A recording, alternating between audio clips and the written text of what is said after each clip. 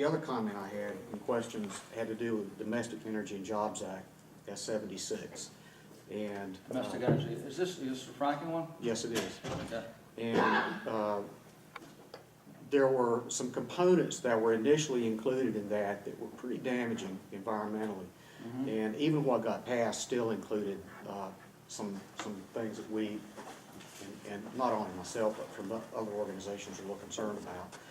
And some of those components actually made their way into another bill, which is H94.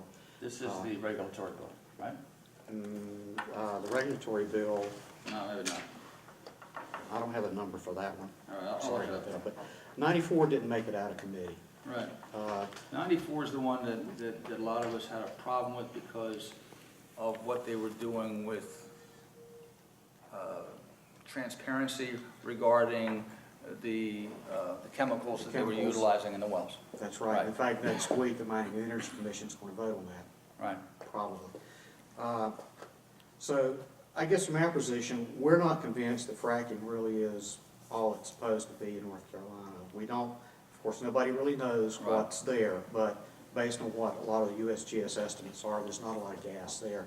And in fact, the oil and gas industry has already indicated North Carolina is a low priority. So my question is, why are we rushing and pushing so hard to get this in place Right. for a process that even last week we found out that 4 other states have now documented that there's contamination in water supplies. Was that in as the News well. Observer yesterday, or was somewhere yesterday? I don't think it's made it to the N&O. I actually Yeah. saw it. Yeah. Was it in the N&O? It's hit national news. Yeah. Okay. I did read that somewhere.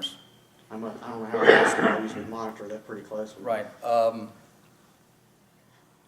I have, like, for instance, HB 994. Well, the reason I opposed it was for the very reason that anything should have transparency.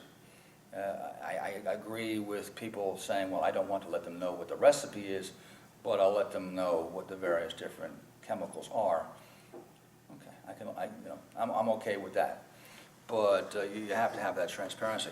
And regarding, I've read other things that suggest that it's really not a problem and everything else like this, and there's a lot of debate about it. So, it's once again, one of the, I wrote a letter to the editor in which I said, and if I have it here, yes I do. And I said, unfortunately I've found the numbers and statistics expressed by both sides to be curiously dissimilar to each other's. And I think that's one of the greatest problems we have as a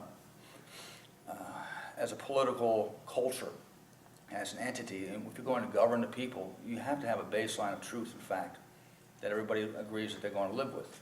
That and having, a civil tongue in your mouth. I think you have those two things going for you, you're going to be all right. And I think the same thing can be shown here. I think that there's a lot of different arguments going back and forth. I would say that we're not rushing. In fact, we've slowed things down considerably from what some people wanted in the last session. That was Republicans doing that. And I know that some people in the previous session, long session, wanted to do some things as well. And they did start the ball rolling. And I know that nobody can put in can apply for anything just yet, which I think I support until things get clarified. My statement is very simple. A lot of what is going on will happen in Mike Stone's district. He's a guy down from Sanford, and the guy from Southern Pines, Bowles, Representative Bowles. And where those two guys are, and they're very firm on this. They were part of why HB 994 went down. And where they are, I trust them.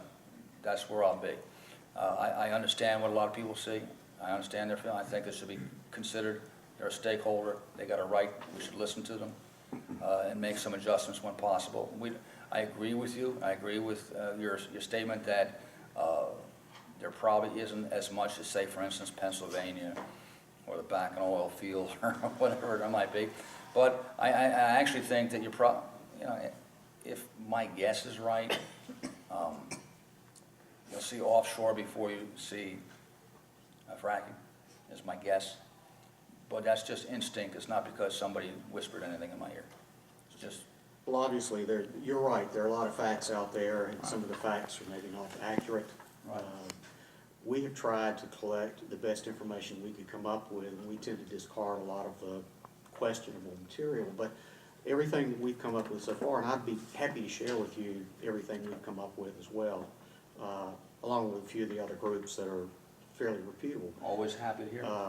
But there's a whole slew of problems associated with it, and those things need to be ironed out before anything's Right. permitted to happen. Right. And the way the rulemaking process is moving right now, that's not gonna happen. And that's why I think maybe we're leaping onto something that could have damages that we could never fix.